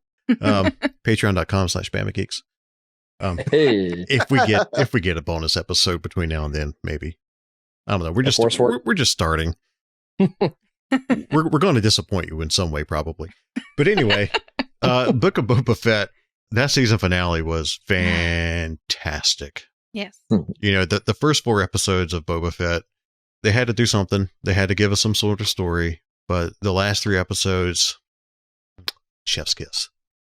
I know what the lady of the group thought about the. You saw it firsthand, right? Oh my goodness! Couches. I am just surprised we still have a couch. Okay, because I was all over the couch, slapping and jumping up, and just I was just happy with all the King Kong references in the season finale, but that's towards the end of it. But guys, how did you feel about wrapping up Book of Boba Fett? Well, like it's definitely was one of those things where it's the episode that everything built to, and I mean, there's a lot happens in just the whole thing. I don't know what I'm trying to think. I want to progress things in order. I watched it earlier today, which I should have it fresh on my mind. But yeah, well, we saw the aftermath of the cantina blowing up, and kind of them discussing the situation of how we're going to proceed with this. And the big thing is, as we established, is Boba Fett is not a really good crime lord. He's a crime lord with a heart of gold. I love him. I'm a huge Boba Fett fan, but my God, he's like, we need to do a response. Okay, what do we do? Panic. Oh, what do we do? And then she's like, and I swear it's like she's eye rolling constantly. Yeah. She's like, I should be the one running this. But I mean, like, basically, a lot of the memes that I've seen so far have been like, I saw one earlier that was, it showed all of the characters together. It was like so good to have all of them together and at 100%. And then they removed every one of them but Fennec and said, now they're at 98%. She is the muscle. Yeah. Yep. No doubt about it. Oh yeah. Her and Chrysanthemum are like the big bruisers. Well, that's because she was Mulan. I can't say that I was impressed with Boba Fett's story. I really obviously we've discussed this in previous episodes. I love the fact that the 2 major characters that I've made costumes for and spent a lot of hours of my life doing cosplay for, they are now merged in crisscrossing stories, which makes me very, very happy. Yeah. So that portion of it, the happenstance of it just being almost like it was tailored towards what I do, was really cool. But overall, I don't know, it kind of feels like Disney watered down Boba Fett a little bit and took a little bit of the villainy out of him, which I think that was the point. They wanted to make him a little more of an approachable character, but I don't think it resonated very well with fans that they did that. And in the end, it kind of felt like they had to throw a life preserver and bring in Mandalorian to finish out the series because they just didn't have anything else to talk about to fill those episodes. Yeah, I agree. And, and it all built, all the finale kind of built to where it was headed to, this war that's taking place between the Pike Syndicate and Boba and this in the city and the spice running through the city. So I remember your comment, Kevin, after the episode aired, you'd made the comment, well, one of my predictions was correct. But I liked, I kind of liked our, kind of theorizing where they were going to end up, going with this. And we didn't see the situation with Kira with the Crimson Dawn and Prince. I'm sorry, tell me the name again. Shizor. So Black Sun. Yeah. But, overall, I mean, I think it just tied a nice little bow on it. And of course it leads us to where we're going to be headed once the next season of Mandalorian picks up. But my goodness, that baby. Well, the big thing is we don't have to wait to find out what happened with Grogu. Yeah. I mean, that was the big cliffhanger. Yeah. It's like, well, Grogu's going to go train with Luke now. And, Luke's going to make, is he going to be a Jedi? Well, does that mean that Grogu was in the Jedi Academy when Kylo went through and wrecked everybody? Well, now we know he wasn't. Right. Because obviously he chose attachment. He chose to go back with the Mandalorian. So his future is going to now be interwoven with Din's future. Yeah. So it's, who knows what's going to happen? Obviously, I mean, if Grogu survives, he better. They could write stories about him forever. Yeah. Yep. And, even after Din dies, they could still be writing stories about it. And I was laughing because it's just, we were all talking pre-show, and I just, in my brain was picturing just Luke just stashing him in the X-Wing and telling R2 to get his sorry rear end out of here. Why did you choose him? Get out of here. He chose attachment. He's out of here. Well, and the whole thing was he was already reaching for the armor. Yeah. And then Luke was like, but wait, there's more. Mm-hmm. Got a lightsaber, and it's a little one for you. And I can just picture Grogu was like, and they just reached for it anyway. Yeah. I just kept thinking, I know he's wearing Beskar chainmail, but I kept thinking of Mithril from Lord of the Rings. That's what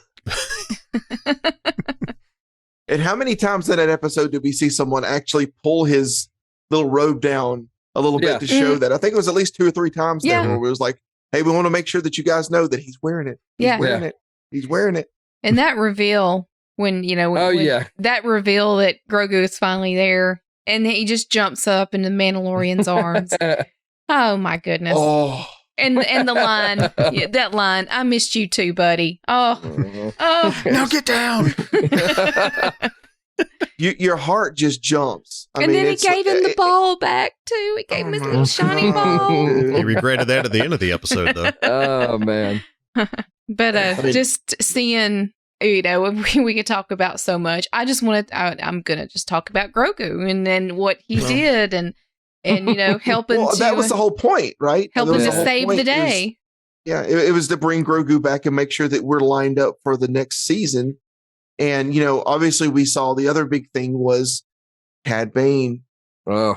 Dave Filoni, he directed the episode as it was. I think he directed the last one too, didn't he? No, I think Robert Rodriguez did. Oh, he did? Yeah. The last, okay. Mm-hmm. So Dave Filoni directed the episode where we actually got to see Cad Bane. Mm-hmm. Right. But the thing is, and I think we discussed this in our last episode, but there was a scene that really never got filmed or never got released that was supposed to be in the Clone Wars where Cad Bane taught Boba Fett so that he could get him old enough so that he could gun Boba Fett down and say that he killed a Fett. Mm-hmm. Since he was never able to kill Jango because Jango got decapitated.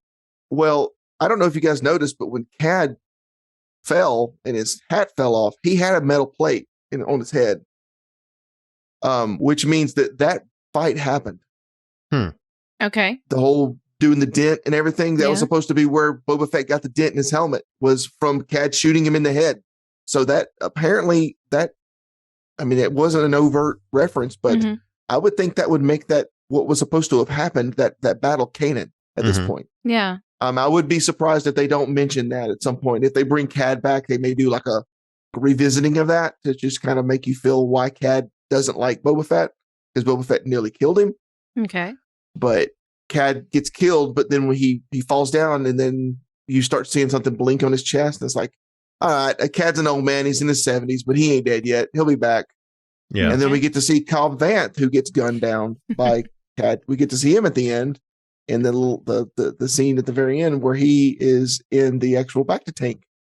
So hopefully we'll get to see Cobb and Cad squared off again. That would be really nice. That scene with Cobb Vanth at the end, though, it makes me. It's kind of like he's going to become the next $6 million man. Gentlemen, dude, we can rebuild him. We have the technology. We can make him better than he was. Better, stronger, faster.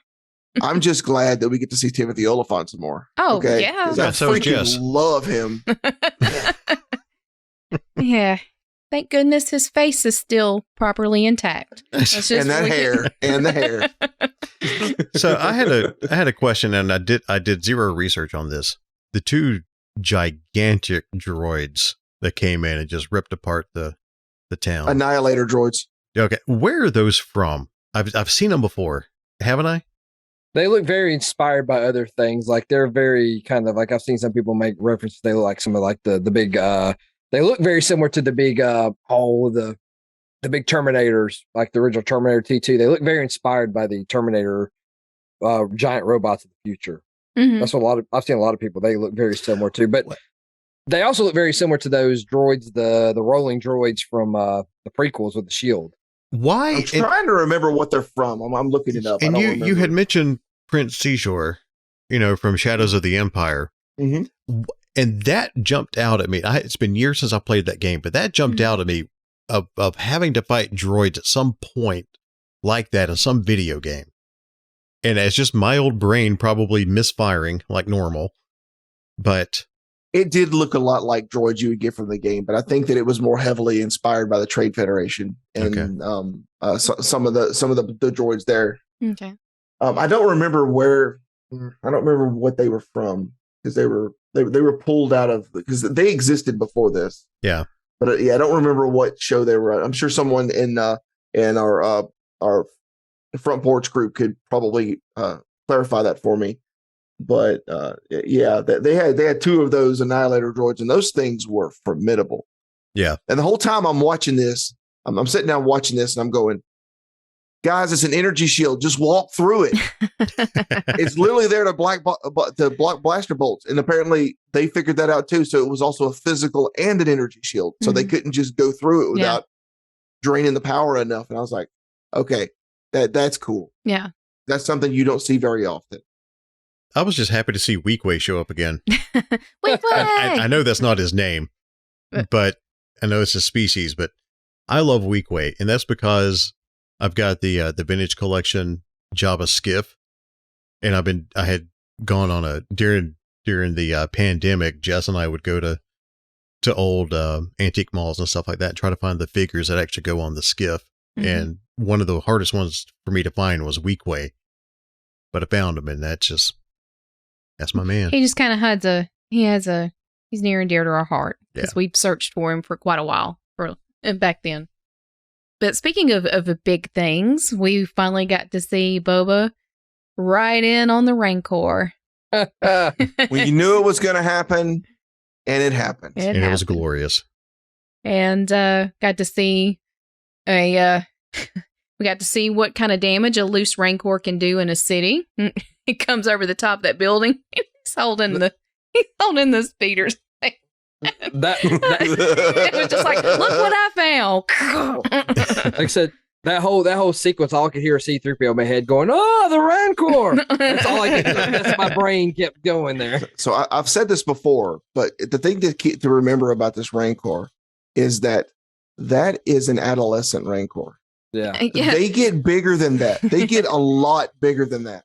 So you're talking about a not quite the size of King Kong, but they get really big. Yeah. I mean, there are pictures of Dathomirian witches riding on the backs of these things, the fully grown ones, and they are massive. Well, it did have a lot of shades of King Kong there when he kind of climbed to the top of the tower there, and but our sweet little baby just had to step in and tell him, "Okay, it's kind of time we simmer down now. Okay, just simmer down." Look, Dad, I learned something. Check me out, Dad. I learned something. Watch this. Look, you know that guy that threw me in the X-wing and kicked me over here? He taught me that I can do this. Watch. I'm gonna raise my precious little hand here. Bo posted that picture in our private chat of Crocodile Dundee with the bull. Yeah, that's all I could think of the whole time. I was laughing so hard at that. Yeah, but the one I like the most is big guy, sun's getting real low. Yeah. Or like Kevin did the great meme. Can I pet that dog? Can I pet that dog? Can I pet that dog? And then it took a lot out of him. He needed to lay down and take a little nap too. So he just curls right up next to him, and they just have a little nap, I know those It's been feels. a big day. I know those feels getting older. You just got to eventually just sit down and go forget it and take a nap. Yeah, but he literally just calmed a massive death machine. Something that's going to take it out of anybody. Oh yeah, yeah. But I mean, he's getting better. He's obviously exercising that force muscle, and he's getting better the way he can do bigger things. So, you know, it won't be long. We're going to see Grogu. And the cool thing about Grogu, think about this. You know, he was with Luke long enough to learn some things and remember more than he learned, right? So he remembers a lot of the things, but his interpretation of the Force is always going to be clouded by all the stuff that he saw during Order 66. It's always going to be with attachment, which doesn't always mean that you're going to go to the dark side. That doesn't mean that. I think Grogu is going to be Lucasfilm's way of doing like a gray Jedi in a way, where it's like you're not good, you're not bad, you just use the Force. And I think that's how he's going to be. Grogu may never even have a lightsaber. He may never have a lightsaber. It may never be a thing. It may just be that he's like a Force sage in a way, and he just uses it intelligently, but also reactionary. Yeah, I like the thought of that. I really do. Because he chose the attachment and chose Din. Do we see Luke again at some point for any reason? Maybe not.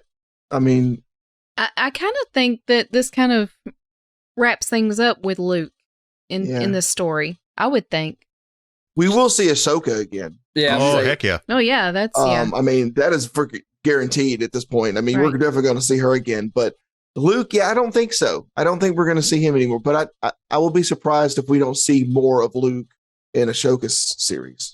That's true. Because I think that's going to happen. That's true. I mean, especially now that they've actually, and I was wrong the last time we talked about this, because the actual actor who they used in these episodes wasn't just a body stand-in. They literally have an actor now who, from head to toe, is Luke Skywalker. They had to do very, very minimal CG. He does they do a little bit of makeup, do a little bit of prosthetic, just a little bit. And this guy is actual Luke Skywalker. He does like it's a stand-in of Mark Hamill. So it's not like they're pulling a Tarkin where they had a body double and then they just changed the face. This guy, so it's an actual actor that is actually doing the job.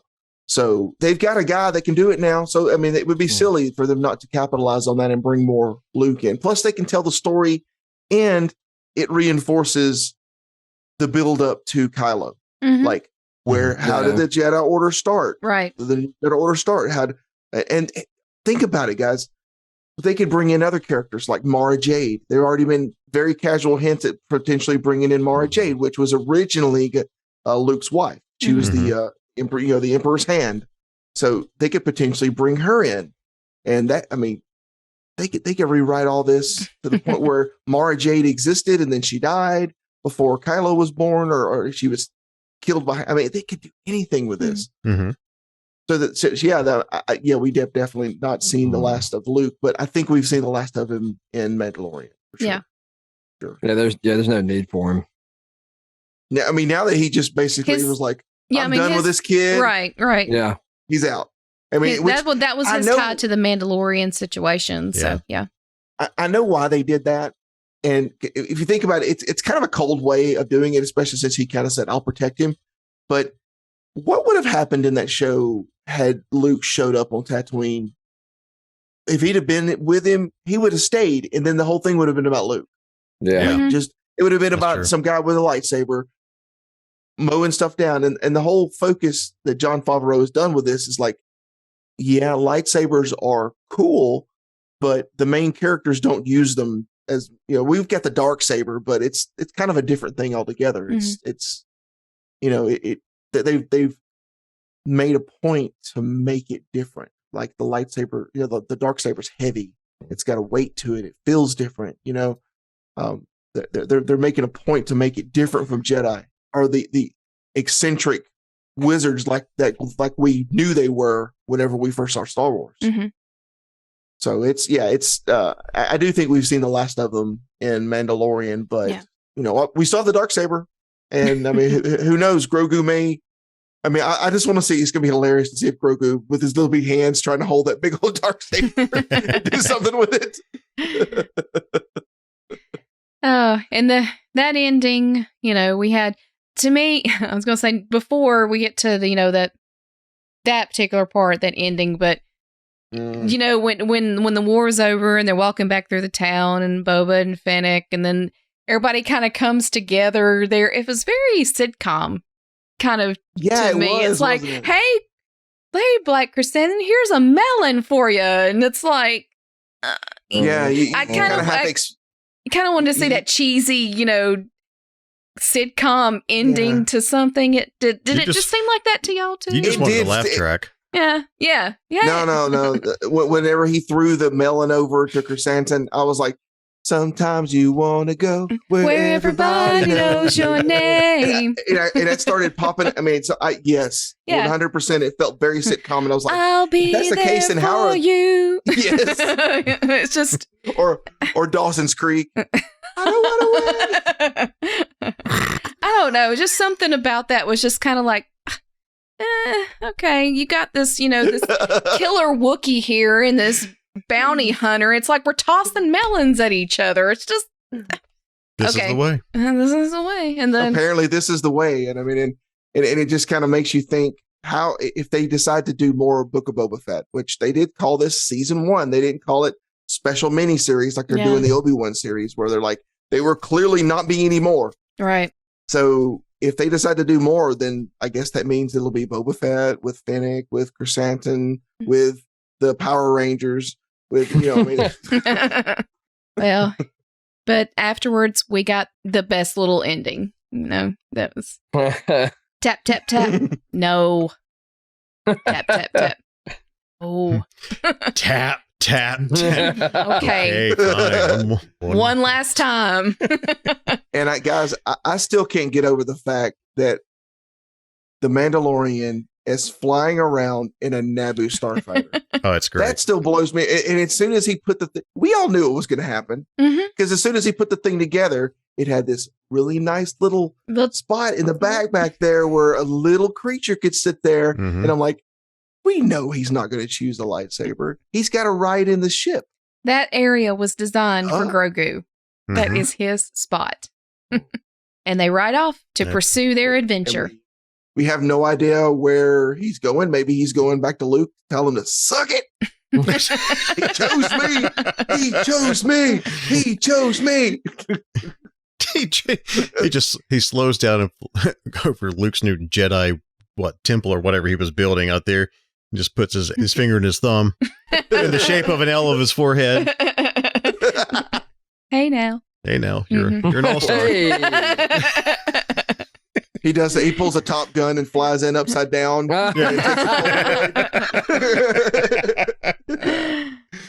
We've already discussed Cobb Vanth, so we've gone into the after credits scene. So there we go. Book of Boba Fett is over, wrapped up. So season 2 of Mandalorian, or season 3 of Mandalorian is what, later this year? I think around like they haven't announced it yet, really. Yeah, I was gonna say I'm sure November, December is as always. Yeah. Well, I mean, everything Star Wars is now directly about Obi-Wan, and I don't know why they didn't do some sort of teaser trailer of the Super Bowl with them announcing it and announcing a date and everything. Everyone was kind of assuming they would do something at the Super Bowl, but they didn't.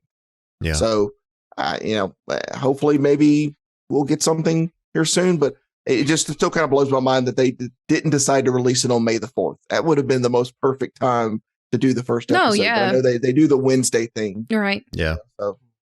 Well, guys, we've had a very fun episode, save for some remembrance. But anything else you guys want to touch on before we ride off into the sunset ourselves? Nothing over here on this corner. Yeah, I think I got all my scatterbrainness out through the episode itself. I do want to say it was really, really cool to see Bo get so passionate about wrestling. That was the first time I think I've ever seen that. And it was just like the coolest thing to see because he was so happy. I wish you guys could have seen it in this episode. He was so happy. But just remember that the videos of our chats exist. They're recorded by Zoom. So I don't know. Go to the old people's TikTok. You might see it. Maybe. Could be a video short on YouTube, right? You might get to see Bo just get all happy. Happy Bo. Happy Bo. I mean, like I said, every now and then y'all strike a chord with me. I don't know. Like I said, that's still that era wrestling is special. Like well, just look. I actually wrote down the timestamp at 2. Okay. All right. You might get to see him. That's the part of me, like I was saying, y'all were worried about. We didn't have, back in the day, we didn't have videos and stuff. So that might have been part of it. Still, I'm trying to get creep back out. I've got soft in my old age. Oh, well, we're going to wrap up this episode, and the next one is going to be a big one.